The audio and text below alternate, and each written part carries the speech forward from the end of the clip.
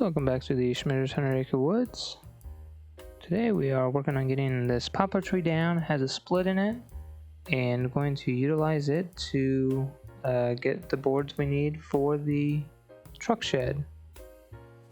So have a basket that we made for the truck, but we have an adapter here that we put it on the backhoe.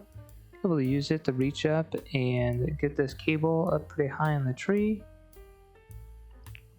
So have that cable and get pointed over and work on getting it pulled down. I had some complications, so it actually got stuck in another tree, and it was big enough the 62 wasn't excited about moving it.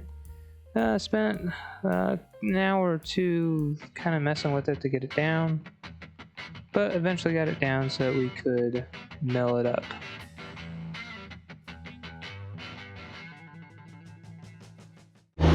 Hey, welcome back to the Schmitter's 100 Acre Woods. So out here at the homestead today with the sawmill. So we cut a poplar tree down that had a split in it. Kind of been mentioning it. So in the process of getting it down, it finished splitting out. So you can see, even with that split, we got pretty good chunks of wood here. So we're gonna get what we can out of it. Just with how we pulled stuff out of the woods, we have the limbs. So these are the limbs off that tree. So we're going to try to mill up some 2x10s. We're trying to get material for extending this. We'll need 2x10s and some 2x4s. So that's kind of what we're focusing on now. Just see what we can get out of this, salvage as much as we can, even with that split. So just going to be going through and trying to get as much lumber from this as we can to add on that extension. So even though we didn't have great logs to work with in this project, with splits and everything, we ended up with a fair amount of waste because of that. But we were able to get all the boards we needed. We're focusing on 2x10s, 2x8s, and 2x4s. So the 2x10s we're using as rafters and the header, and then 2x4s for the purlins that go on top, and then 2x8s kind of for bracing and things like that if needed. And that's kind of how it worked out as far as some of the sizes, but we ended up with 2x8s as well.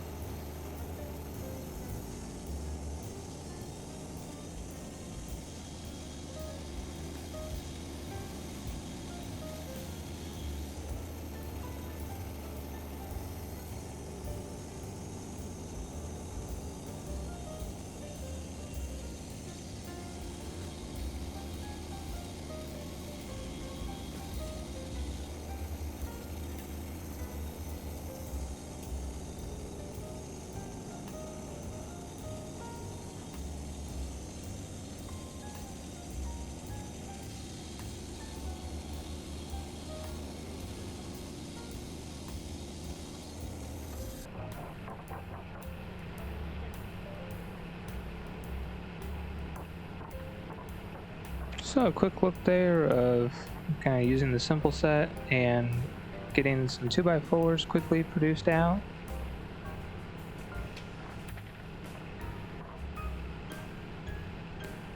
So I had one piece there that was a little thin. It'll go as a sticker. And then you can see we're just stacking stuff over there to the left. So get our 2x4s stacked up. These are only, I think, like between 8 and 10 feet long. The thing with the rafters is they need to be as close to 18 feet as possible. So whenever we get those on, we end up having to take a little bit more time to get everything lined up so that it's on the mill correctly, and make sure that it will make it from one end to the other.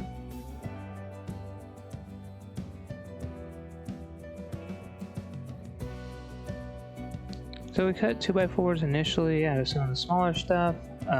We needed, I don't know, about 20 to 30 of those. I think we ended up with close to 40. And it's always nice to have additional 2x4s. Okay, so with that one limb, able to get 19 2x4s. So we're doing 1.5 inches by 3.5. So kind of more dimensional lumber. So I'll go get rid of this stuff, and we'll get another log cut and put it up on the mill and keep cutting. Like I said before, we want to get 2x10s and 2x4s, so we'll just kind of see what the log has to offer, and just cut accordingly. Because the 2x10s need to be 18 foot long, and with some of these curves, you're not going to be able to get. So add this to our ever-growing pile of slabs that need to be turned into firewood. But go ahead and get this next one loaded up and cut to size. Trying to be better about cutting things to size before putting it on the mill to hopefully maximize what we can get out of it. So if there's any big knots in it, or if there's any big curve, we're not wasting or have additional waste in that sense. If you can get the straightest part of the board, you'll end up with kind of less waste and actually get more out of it. If you're able to cut off a couple feet, you can spare that.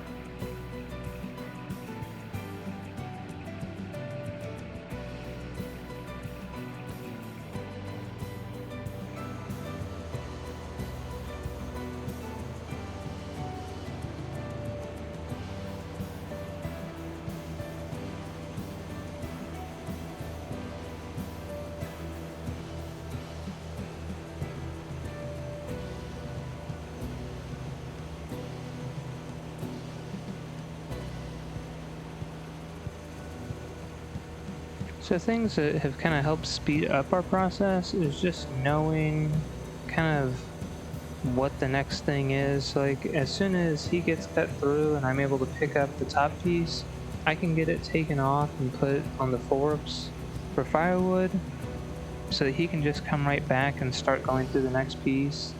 And here I can start scraping and getting this prepared to come off as soon as he gets done. So on the bigger pieces that I need help getting moved off, he'll stop. On things that are small and I'm able to just pick it up and move it off, then I'll do that, and he doesn't have to stop milling like that there. I was able to get that piece off, and then he can just continue. So things like that have really sped up the process, and that's just having a better understanding of the sawmill process and kind of working through that.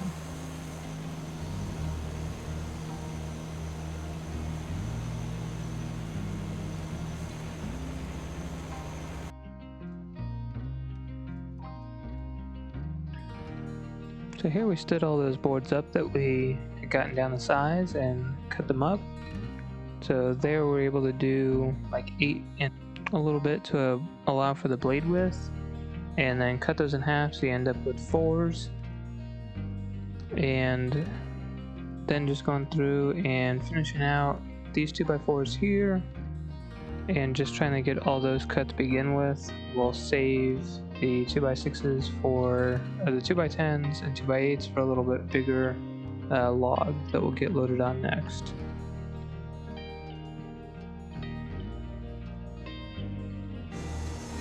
So here we already got this log loaded up. Jump to this getting cut. So doing the first cut on it, see there's a little bit of a bow there in the middle of it, so to really end up with anything of any size on the two ends, it's take a pretty big chunk off to begin with here. You can see there, pretty small piece in relative to what's going to be there in the center. But get a few slabbed off that, set them over to the side, and then work on getting a camp made out of that.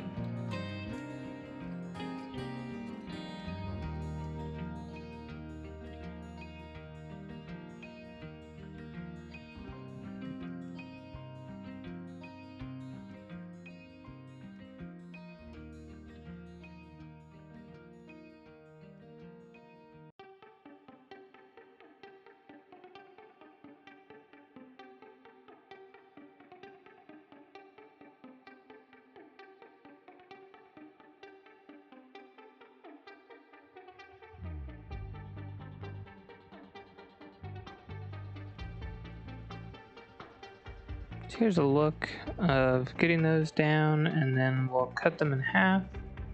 So you can see we just kind of flip them, stack them up, It gets most of the sawdust off of them.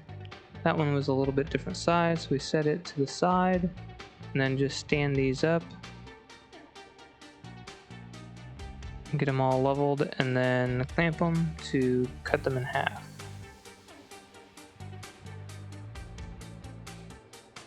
I believe this should finish out the 2x4s that we need to do for the time being.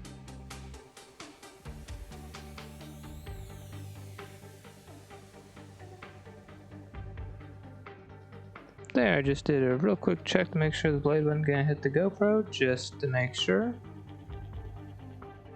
But kind of gives you a unique perspective of going through that log and seeing the blade up close there.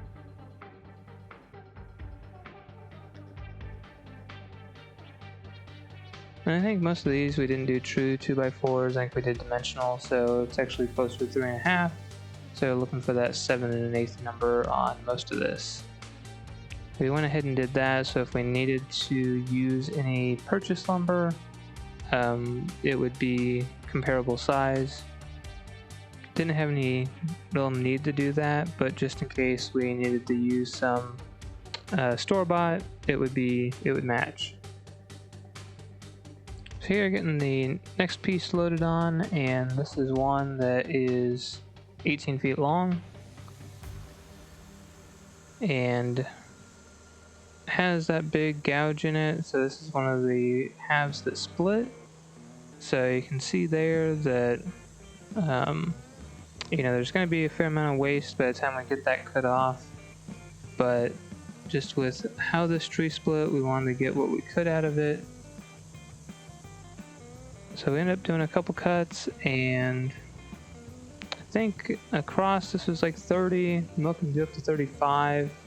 Didn't have that maxed out. Like there, the barker actually got stuck because of how that comes up. It only has about 6 inches of clearance, and then just how that kind of comes up with the split in it kind of made it you know, unusual. So once we get this piece off, we actually have a really nice piece without too much split in it below. So you can see that piece of poplar there. And then we go ahead and do that one pass. I think we may have done one other one, kind of get it squared up. Then we go ahead and rotate it up and start cutting the small way. So while the mill is capable of going that, you know, 30 inches, you get a lot better cuts whenever you can take smaller bites. You know, if you're only going through like 10 inches or so, it is much happier and you can get much better cuts just because you can be consistent. So you can see here, this is a fair size piece, and kind of struggling to get it turned. Even with both of us on 5-foot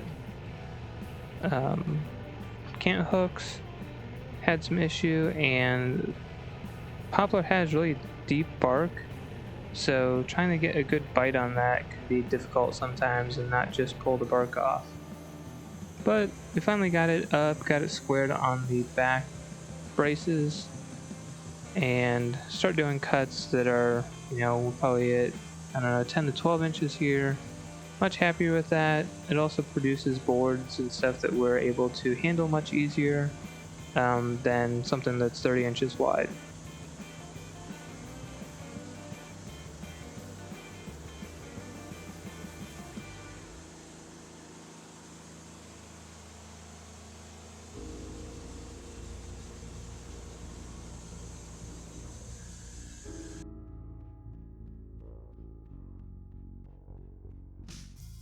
I'm going to go ahead and slab off quite a few this way, so instead of taking them off after each one, just kind of got pieces slapped off, and then we'll remove all those kind of at one time. And these we actually just set over on the forks of the tractor, since they'll be going right back on the mill.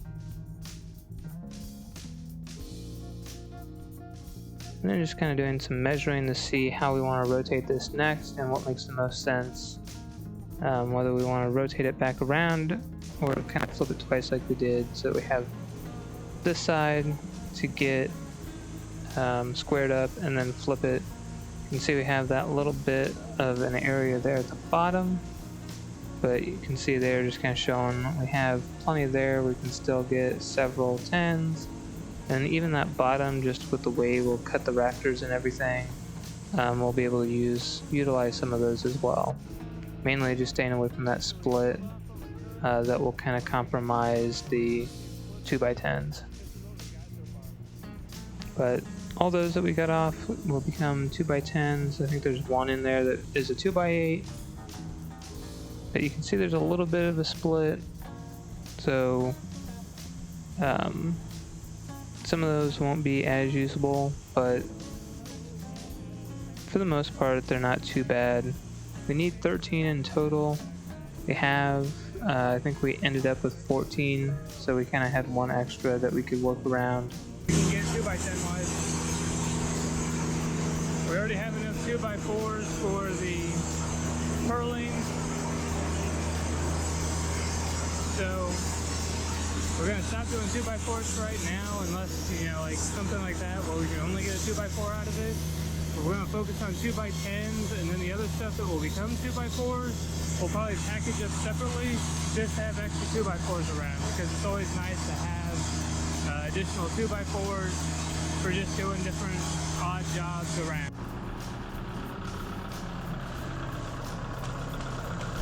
So another piece, get it squared up, get it cut.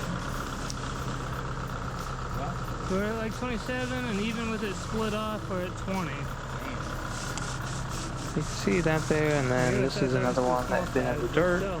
Just kind of trying to get as much cleaned off as possible. So the other side looks great. This side's like 24, and then with the split, you only have about 15. We get that split there. Basically what I'm going to do is I'm going to roll this log over so it's green side up again like we just did that other one. I'm hoping that we can do that, get a clean cut across the bottom, which would then be the top. As you can see, you got that turned around, and then we'll kind of roll it on. So this big piece like this, we ended up having to kind of come up with a different method for trying to turn it. We're kind of killing ourselves trying to get it turned manually. Just a lot of log there, and then with that top missing. Okay, finally got that big boy up there, and got it far enough over so that the blade isn't touching on that side, and the teeth to just exit on this side, but the blade didn't come out. So I have to pull everything back a little bit before you can go back up.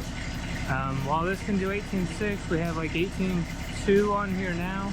It is the max extreme of this machine, so it can do 18 foot, but it's a little bit of a pain. So spent half an hour or so getting her situated to finally get a cut done. So this is very similar to the other one, where just trying to get all the split part out where the tree split in half and go through. So I believe it was actually on this one. We went through first time, and our blade was getting a little dull, and we actually broke a blade trying to go through this big part. I think it was a combination of going too fast and having a dull blade. So we broke the blade, had to get it out of there and everything. And you can see the teeth just come out.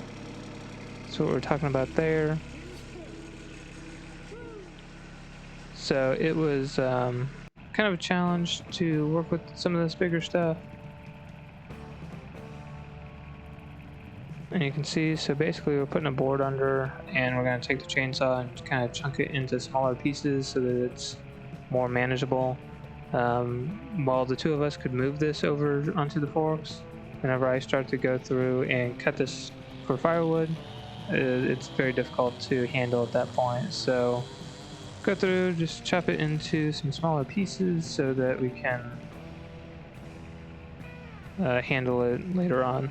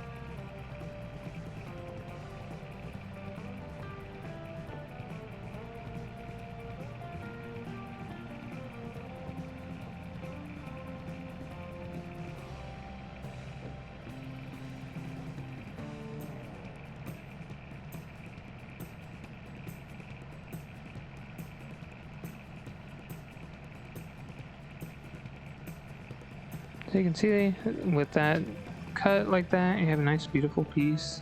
You can see all the ripples that are in it, or the chatter marks from the blade, and that is because of not being able to go as fast through the thicker wood.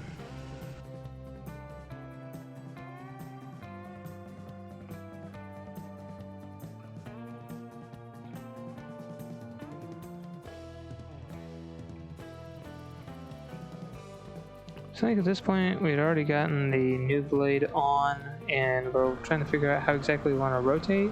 So we actually had an old cant hook that we took the hook part out of and hooked it on the bottom side. You can just see a little piece of black on the board or the log there, and then took a chain and then just worked on picking it up and moving forward so that the tractor was doing all the work. So you may wonder why we made the roof so high in the front. This is one of the reasons, is so that you could get the 62 up under there, and for situations where you can have the entire loader under and still have plenty of room to pick up. So it kind of can look ridiculous and have all that clearance, but when you have something the size of the 62, you want to make sure that it will fit under and be able to fully utilize it. And not have any issues. So made really easy work getting that rotated up. Kind of used just a cant hook then to make sure that it's square. Got the clamp on it so then I can let this down, get that hook off, and get the chain out of the way.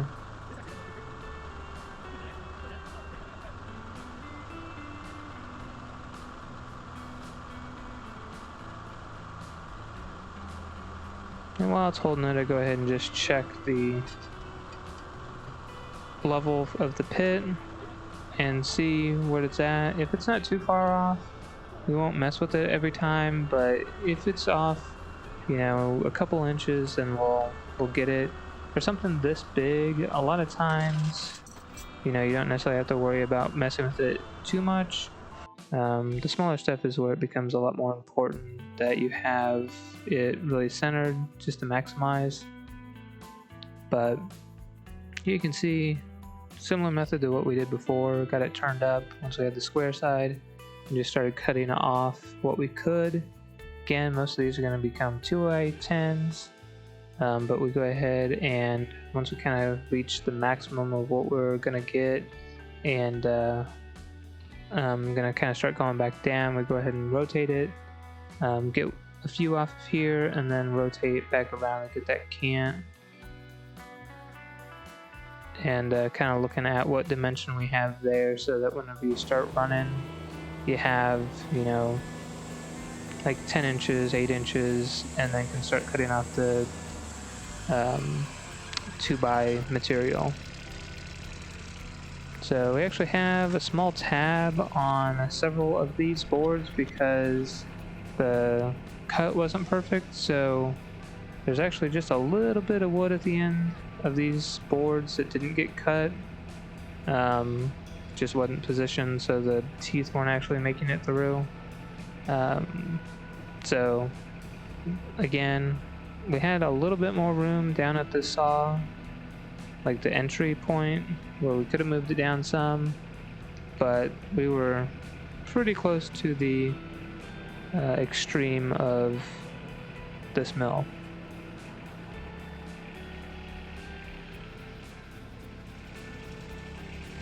So you can see we could have moved it back just a little bit, and it would have been reasonable to do on something this size. You can actually move that.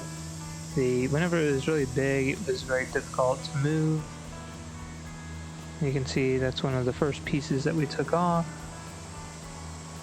And then starting to get our collection of different size 2x10s and kind of the different lengths and everything we have there. So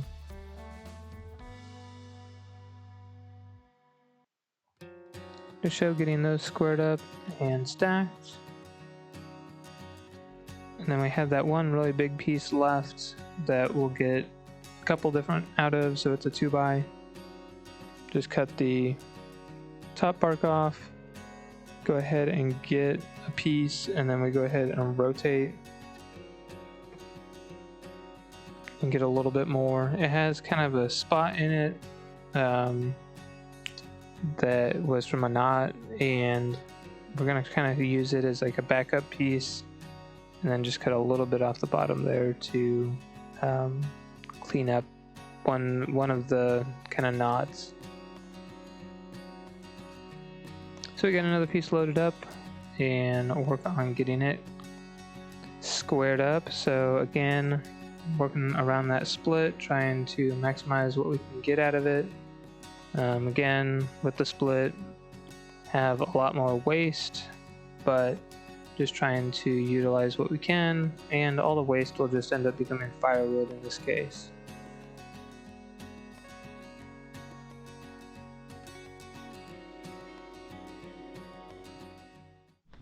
Okay, so I think we just about have all the lumber to add this extension on.